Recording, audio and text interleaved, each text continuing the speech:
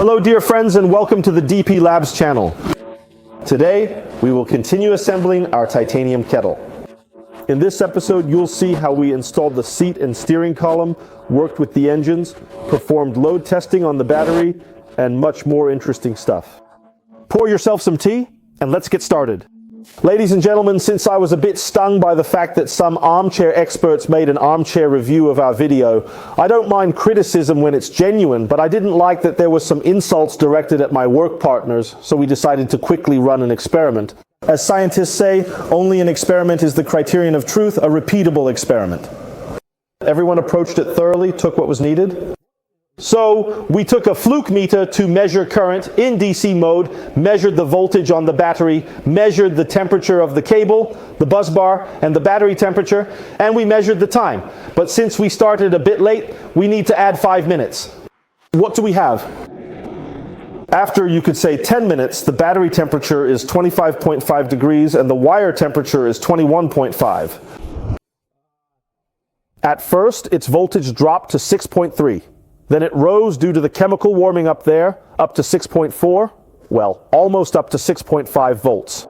The current, by the way, also increased to 180 amps. So as a load, we have a nichrome coil that boils water at about 12.5 kilowatts. It's really intense. We're adding more water.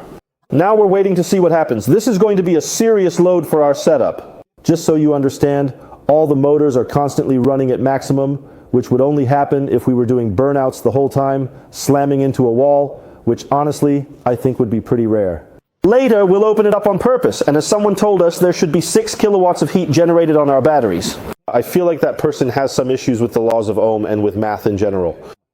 So don't say things you don't know about, otherwise a whole bunch of couch experts will come running. In other words, the idea that we needed relief valves, we already knew that without your input, and that's why we installed them. And, well, I honestly don't think there's any need to add cooling here because I think the batteries will heat up to about 35 to 40 degrees and then stabilize at that point. The reason is that the temperature delta will increase, and that's basically it. I understand that it's not a problem for us to add cooling. We have special profiles for that, but I think adding unnecessary complexity to the design isn't worth it. But for now, time will tell. At this charge, yeah, it should run for about half an hour, 25 to 30 minutes. That's how it is. Next time, we'll try using a larger capacity, because the water is splashing out. I think we need to use a metal barrel or something similar. And we'll fully charge the batteries, for example. Tonight we'll leave them to charge completely, and then we'll know for sure how long it lasts. That would be perfect. So that's the kind of water heater we ended up with. It's a pity we don't have that insulation. Gentlemen, I also wanted to talk about, those who watch Games of the Year will probably recognize it, the contactor. It came in handy for us again, but we had to clamp it to the anvil, otherwise you have to hold it with your feet. Anyway, look at this effect. For some unknown reason, the water is sloshing back and forth. Well, most likely it's because the heater is a spiral, so some kind of fluctuations are happening, and it goes into resonance and starts oscillating.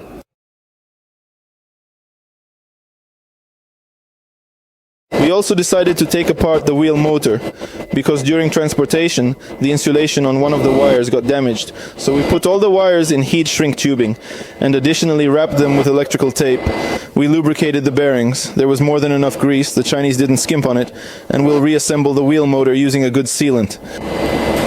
Here's what we've carefully done so far. Take a good look. We've expertly fitted and installed a premium Recaro seat with dual zone heating, which is indeed very good and exceptionally comfortable. We also precisely installed a front wheel drive steering column from a Lada 110, which is fully adjustable. Everything is already smoothly turning and perfectly working. We meticulously made the pedal assembly out of durable titanium. Since we have a lot of titanium, everything works flawlessly, though we'll adjust it a bit more. We also slightly increased the roof height because I just couldn't comfortably fit in there before.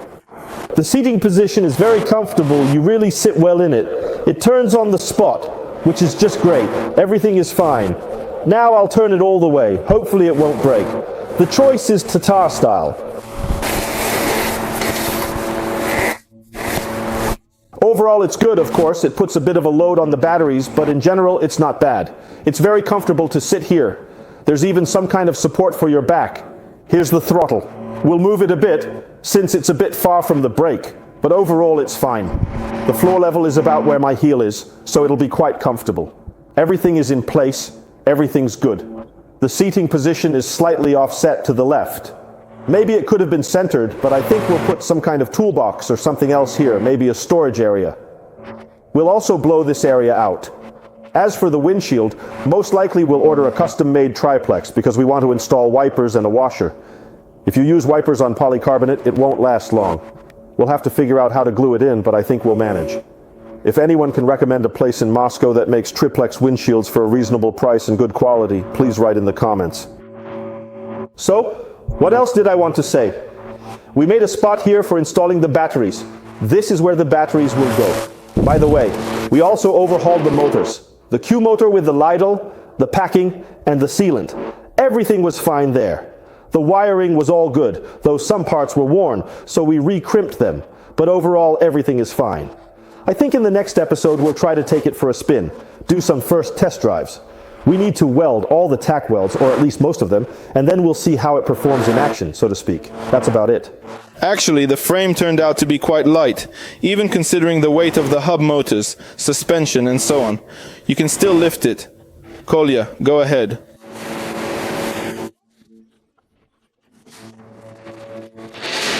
Many people say that titanium shavings are very dangerous. There are even stories about machines melting or catching fire because of them. But in reality, only very, very fine titanium shavings can burn. The thicker shavings you get from regular turning are almost impossible to ignite. Here we've prepared a bit of the thin stuff, and yes, it does burn, but honestly, not that much. If you really try to light it, it burns fine.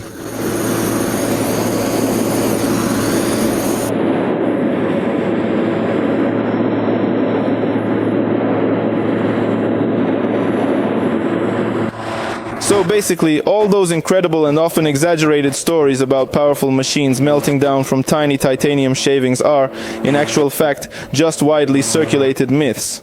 However, when it truly comes to magnesium, and allow me to clearly show you exactly what I mean, when it comes to magnesium, we specifically have a magnesium additive right here in our hands. It actually melts quite rapidly, and then starts to burn incredibly well with a very intense flame. If you blow on it with a powerful torch, it gets extremely hot, reaching incredibly high temperatures almost instantly.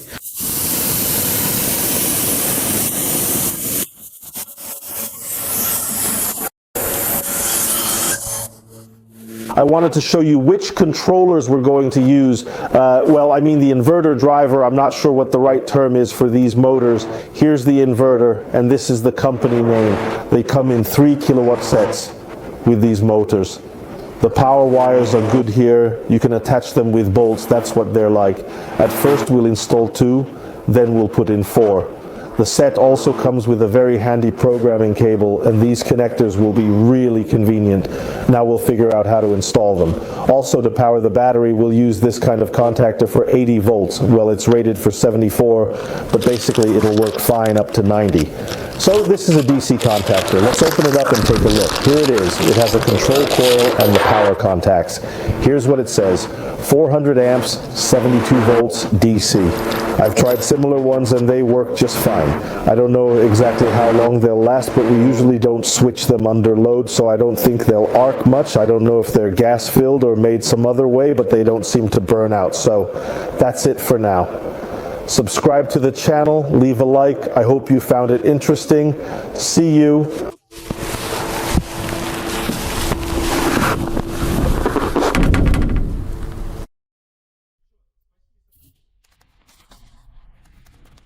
Wait.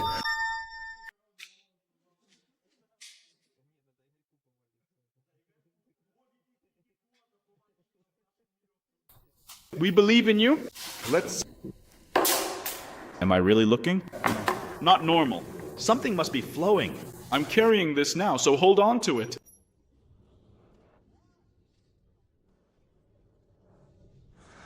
Damn, what are you drinking?